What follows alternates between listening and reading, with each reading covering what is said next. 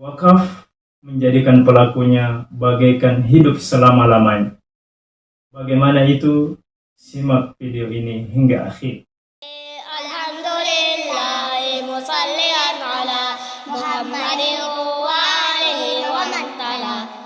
Assalamualaikum warahmatullahi wabarakatuh.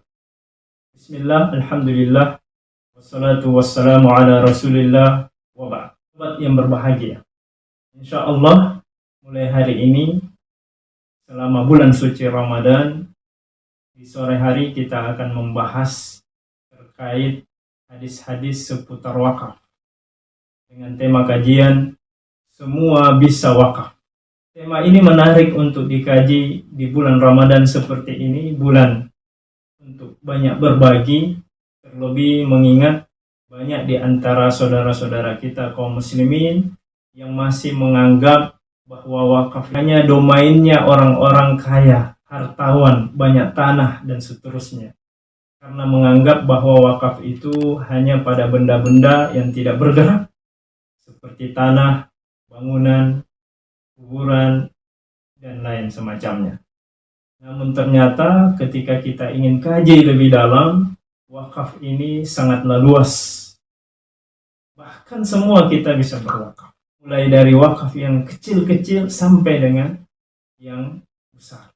Ambil contoh misalkan buku yang bermanfaat. Al-Quran yang banyak sekali manfaatnya. Bisa dibaca setiap hari. Banyak fasilitas masjid yang bisa kita adakan sebagai wakaf. Kipas angin misalkan, lampu, ada keran air, bahkan sampai sandal yang harganya tak seberapa itu bisa dijadikan wakaf. Materi kajian kita ambil dari buku yang sangat bermanfaat, yaitu dengan judul Al-Arba'un Al-Waqfiyah. Buku yang dikarang oleh Dr. Isa Sofwan, di mana beliau ini mengumpulkan hadis-hadis sebanyak 40 hadis, semua terkait dengan wakaf, yang nantinya insya Allah kita akan pilih sesuai dengan kebutuhan. Buku ini diterbitkan oleh Lembaga Wakaf Negara Kuwait. Sebelum kita melangkah pada materi pertama, silahkan bagi yang punya pertanyaan terkait wakaf bisa menulis pertanyaannya di kolom komentar. Insya Allah pertanyaan yang terpilih akan kita jawab pada pertemuan berikutnya. Materi pertama insya Allah adalah wakaf bagaikan hidup selama-lamanya.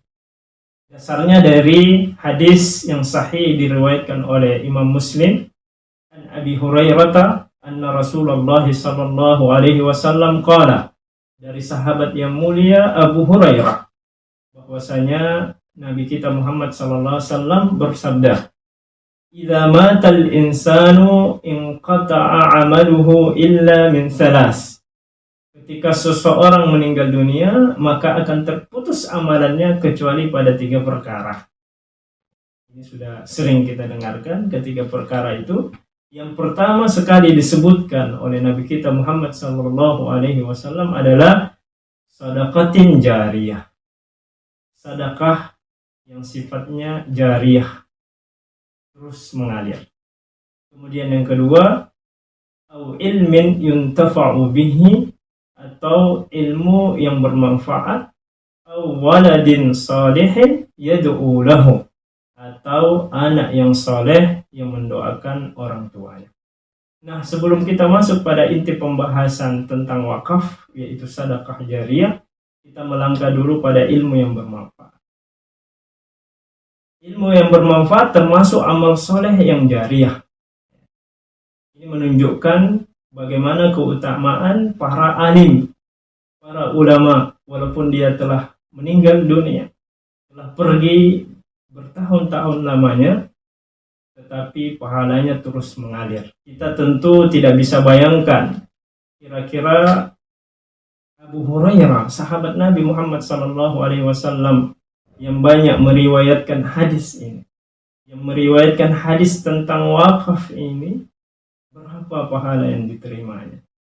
Setiap orang yang mengamalkan hadis ini termotivasi beramal dengan mendengarkan hadis ini, tentu Abu Hurairah memiliki saham pahala. Padahal beliau sudah wafat sekitar 14 abad yang lalu.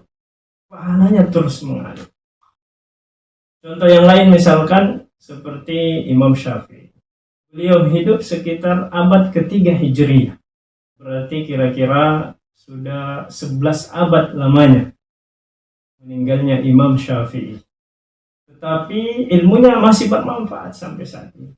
Begitu banyak orang yang mengambil manfaat dari mazhab Syafi'i, mengkaji kitab-kitabnya, mengamalkan fatwa-fatwa beliau. Karena itu tadi, amalnya terus mengalir seakan-akan beliau masih beramal soleh hingga hari ini. Nah, poin selanjutnya adalah anak soleh yang mendoakan orang tuanya. Nah, ini juga peluang amal jariah. Tentu selain itu orang tua wajib memperhatikan pendidikan anak-anaknya agar menjadi anak yang soleh. Kira-kira siapa lagi yang kita harapkan untuk mendoakan kita nantinya kecuali anak keturunan kita yang soleh-soleh. Tidak ada yang bisa kita harapkan kecuali mereka. Nah, di sini ada isyarat bahwa setiap kita jangan melupakan orang tuanya ketika berdoa. Setiap kita berdoa untuk diri kita sendiri, sertakan orang tua kita. Rabbi ghafirli, kita memohon ampun kepada Allah, wali walidayya, kemudian kita sertakan orang tua kita. Setiap doa kita. Kita masuk pada pembahasan tentang sedekah jariyah. Sedekah jariyah inilah maksudnya wakaf. Nabi SAW mengatakan, kullu ma'rufin sedekah. Semua perbuatan baik itu sedekah. Kita sekedar senyum kepada saudara kita, menggembirakan saudara kita adalah sedekah. Menolong mereka tidak hanya dengan uang, dengan bantuan tenaga, pikiran adalah sedekah. Semua perbuatan baik adalah sedekah. Namun tidak semua sedekah bisa jariyah. Bisa terus pahalanya mengalir. Karena jariyah artinya mengalir, berlari. Walaupun seseorang telah meninggal, pahalanya bisa terus berlari. Kita bersedekah makanan mungkin manfaatnya hanya hari itu saja. Tetapi bagi yang bersedekah jariyah, bagi yang berwakaf, di mana wakafnya itu akan terus bertahan, selama itu pahalanya terus mengalir. Jadi sesuai dengan definisi wakaf menurut para ulama adalah tahbisul asal wa tasbilul manfaah, di mana aset dari harta itu, pokok daripada harta itu bisa bertahan. Kita tahan, tidak bisa kita jual, tidak bisa kita hadiahkan, tidak bisa kita tarik kembali, dia bisa bertahan, ditahan, tahbisul asal. Asalnya pokoknya ditahan, tidak bisa diwariskan. Memang tujuannya untuk kepentingan kaum muslimin. Wa tasbilul manfaah, di mana manfaatnya inilah yang dikhususkan kepada orang-orang tertentu. Merujuk dari definisi dalam buku KHI, kompilasi hukum Islam, yang merupakan panduan hukum Islam di Indonesia, didefinisikan bahwa wakaf adalah perbuatan hukum seseorang atau kelompok orang atau badan hukum yang memisahkan sebagian dari benda miliknya dan melembagakannya untuk selama-lamanya guna kepentingan ibadat atau kepentingan umum lainnya sesuai dengan ajaran Islam. Jadi poin penting dari pengertian ini adalah memisahkan harta kita. Bukan lagi milik kita, namun harta itu ditahan. Harta itu ditahan, pokoknya tidak bisa habis, kalau bisa selama-lamanya, sehingga manfaatnya bisa diperoleh kapanpun. Ya, sehingga sekali lagi, orang yang berwakaf seakan-akan memang bagaikan hidup selama-lamanya. Bahkan boleh jadi kalau kita mau hitung-hitung secara matematika, seseorang pahala wakafnya itu bisa lebih banyak daripada pahala amal solehnya ketika dia masih hidup. Berapa lama dia bisa hidup? 50, 60, 70 tahun. Nabi mengatakan a'maru ummati ma baina sittin ila sab'in. Umur rata-rata umatku, kata Nabi Muhammad SAW, antara 60-70 tahun. Sangat terbatas. Sedangkan wakaf ini, kalau dia bertahan sampai selama-lamanya, terus mengalir. Sebagai contoh misalkan, sahabat yang mewakafkan tanah untuk pembangunan Masjid Nabawi, yang sampai saat ini masih ramai dikunjungi oleh jamaah, kecuali di musim corona seperti ini. Semoga Allah segera mengangkat wabah ini. Nah, selama bertahun-tahun, berabad-abad lamanya, pahalanya terus mengalir. Kemungkinan sampai akhir daripada dunia ini, dia masih, sahabat tersebut masih mendapatkan pahalanya terus mengalir.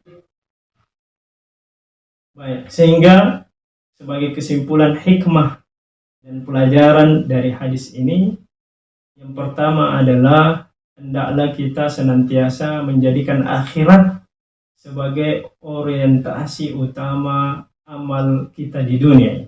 Itulah yang bisa kita tangkap dari hadis ini, di mana Nabi mengabarkan kepada kita bahwa setelah meninggal dunia terputus amalan kita, kecuali amal jari. Amal yang ketika kita kerjakan terus mengalir pahalanya. Dalam Al-Quran dikatakan, inna nahnu nuhyil mauta wa naktubu ma qaddamu wa asarahum. Dalam surah Yasin ayat 12, bahwasanya Allah berfirman, sesungguhnya kami menghidupkan orang-orang mati. Maksudnya nanti di hari kebangkitan. Dan kami menuliskan wa naktubu ma qaddamu, dan kami akan menuliskan, menetapkan apa yang telah mereka kerjakan selama di dunia. Wa naktubu ma qaddamu, apa yang telah mereka usahakan, amal soleh selama dia hidup. Wa asarahum, dan jangan lupa poin penting ini, wa asarahum, dan juga menetapkan, menuliskan bekas-bekas dari kehidupan. Apa yang bisa berbekas kecuali amal jari. Nah, kemudian yang kedua, mari kita banyak bersyukur kepada Allah Subhanahu wa Ta'ala ketika ketiga pintu kebaikan ini terbuka bagi kita. Walaupun tentu kadarnya bisa berbeda setiap orang, bagikan rezeki juga seperti. Maka bersyukurlah kita. Semakin banyak Allah karuniai kita harta, semakin besar peluang untuk beramal jariah dalam pintu harta. Semakin banyak ilmu yang Allah berikan kepada kita, maka semakin besar peluang untuk memberikan manfaat, amal soleh, amal jariah kepada orang. Semakin banyak anak yang bisa kita lahirkan, semuanya menjadi orang yang soleh, semakin besar banyak orang yang bisa mendoakan kita. Pelajaran selanjutnya bahwa pahala sedekah itu bisa sampai kepada orang yang meninggal. Maka salah satu cara terbaik berbakti kepada orang tua yang telah meninggal selain mendoakannya adalah bersedekah atas namanya, berwakaf atas namanya. Misalkan kita wakafkan Al-Quran kepada penghafal Al-Quran, setiap hari dibaca, setiap hari juga pahalanya mengalir kepada orang tua kita. Dan yang terakhir dan ini juga yang paling penting adalah bahwa semua di antara kita insya Allah bisa berwakaf, besar maupun kecil. Kita mampu wakaf buku misalkan, kendaraan, atau bahkan yang kecil-kecil misalkan seperti alat pembelajaran dan lain sebagainya. Insya Allah semua bisa dinilai sebagai wakaf. Sebagaimana bukan menjadi syarat untuk menebar ilmu yang bermanfaat harus kita menjadi alim yang besar, tetapi apa saja yang kita ketahui kita bisa share. Nabi mengatakan balighu anni walau ayah. Demikian yang bisa kita sampaikan pada kesempatan kali ini. Insya Allah kita akan masuk pada materi selanjutnya esok hari biiznillah ta'ala. Sekali lagi jangan lupa yang punya pertanyaan silahkan ketik di kolom komentar. Wassalamualaikum warahmatullahi wabarakatuh.